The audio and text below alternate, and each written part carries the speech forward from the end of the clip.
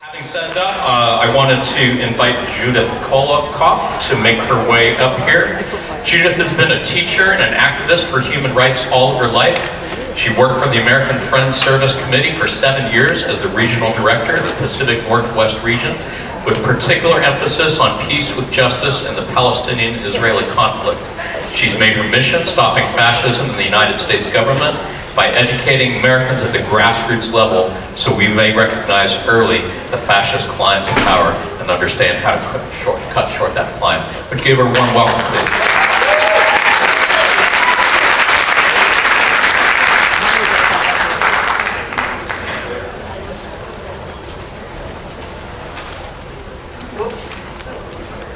Okay, can you hear me?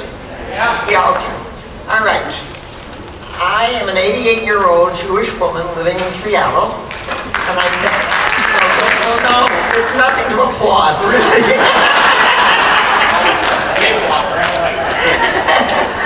but it has given me a lot of years to live and see what goes on in this crazy world we live in.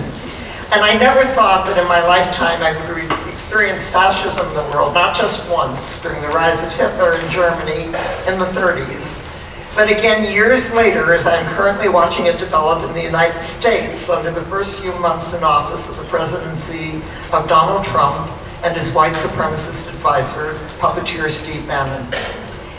Henry Giroux, and I really relied heavily on this remarkable man's analysis, a renowned intellectual and social activist and professor at McMaster's University in Toronto, has recently written, and I quote, "Trump's brand of populism and policies are a tragedy for democracy and a triumph for authoritarianism. His first few months in office offer a terrifying glimpse of an authoritarian project that combines the ruthlessness of neoliberalism with an attack on historical memory, critical agency, education, equality, and truth itself. While the US may not be in the full bloom of the fascism of the 1930s, it is at the tipping point of a virulent American-style authoritarianism.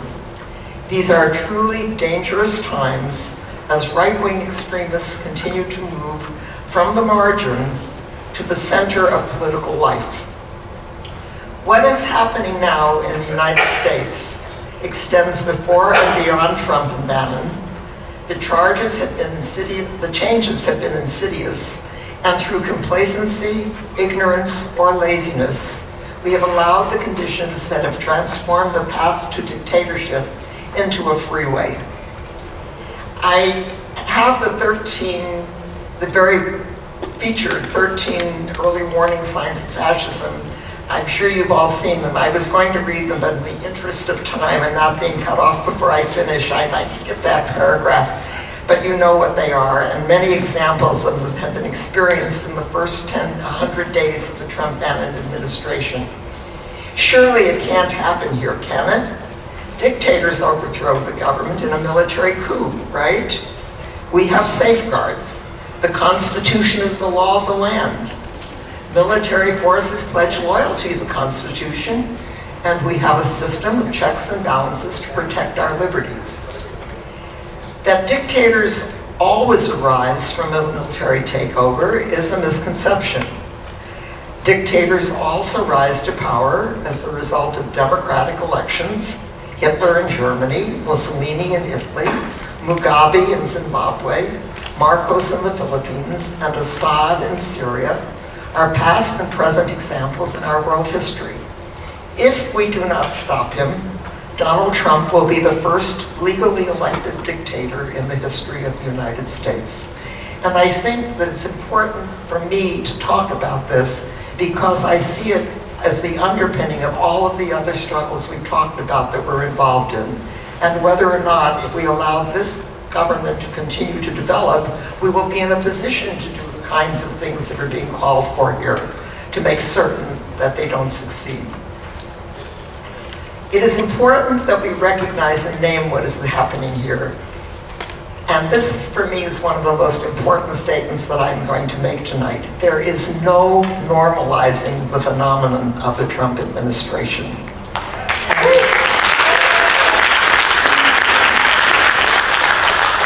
Steve Bannon has called for, and this is a direct quote, deconstructing the administrative state, a major step in the direction of totalitarianism. We have seen attacks against the press, the abolition of environmental safeguards, and the execution of laws and policies through executive orders, the immigration ban on Muslims, deportations, and no concern for the poor and people of color in the legislative measures that have been introduced, to name a few, including most recently, and this was a quietly signed executive order, if you just realize we saw this recently, to defund Planned Parenthood and cut off major health services to millions of women and children. We didn't see Trump holding up his wonderful piece of literature with his horrible signature and advertising this executive order. In the first 2 months, the Trump presidency, we saw actions that fit perfectly with his authoritarian ideology. At his inaugural address, he painted an image of the United States marked by carnage, rusted out factories, blighted communities, ignorant students. Underlying this image was the characteristically authoritarian emphasis on exploiting fear, the call for a strong man to address the nation's problems, the deliberate demolition of traditional American institutions of governance, a major proposal to expand the military, and appeals to xenophobia and racism in order to establish terror as a major weapon of governance. His support for militarism, white nationalism, and right-wing populism was illustrated by his cabinet and other related appointments, which consisted mostly of generals, white supremacists, Islamophobes, Wall Street insiders, billionaires, anti-intellectuals, incompetent climate change deniers, and free market fundamentalists, most of whom are people who are aimed at destroying all of those public spheres, like education, critical media, and independent judiciary, to name a few. Rule by executive order, which leaves no doubt that Trump is willing to destroy the environment, rip immigrant families apart, eliminate or seriously weakening regulatory agencies, destroy public education, eliminate millions from health care insurance, deport millions of unauthorized immigrants from the US, and invest billions to build a wall that stands as a symbol of white supremacy and racial hatreds. Trump repeatedly exhibits a shocking disrespect for truth, law, and civil liberties. He has lied repeatedly. Certainly Obama wiretapping is an example. And when confronted by his misrepresentation of the facts, he attacks his critics as purveyors of fake news. He rarely, if ever, uses the word democracy in his speeches, and in fact, is setting the stage by everything he does for an authoritarian society. He has proven in these first few months that he is a tragedy for justice, democracy, and the planet, and a triumph for an American-style fascism. We are living in a time, and I'm almost finished, so please let me keep that. We are living in a time when the totalitarian issues are with us again. To struggle successfully against them, we need to move beyond rage and anger, as we are doing by our presence here tonight, beyond condemnation and demonstrations to build a movement that will be on the side of justice, bridges not walls, dignity not disrespect, and compassion not hate. Our struggles have to be coordinated, focused, and relentless.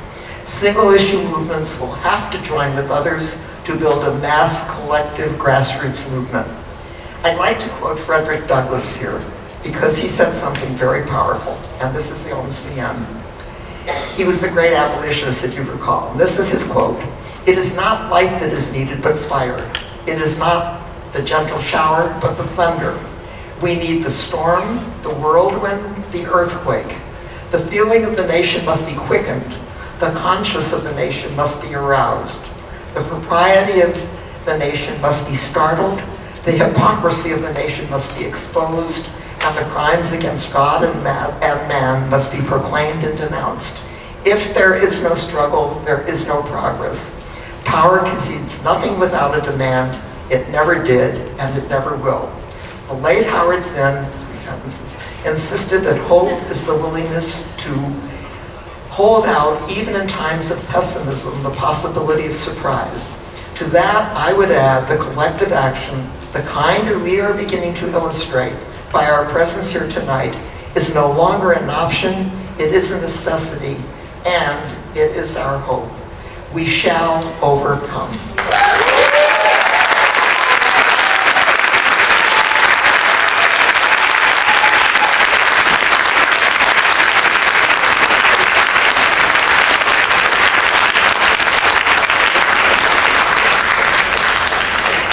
Thank you so much for being here and for showing us what we're all capable of doing.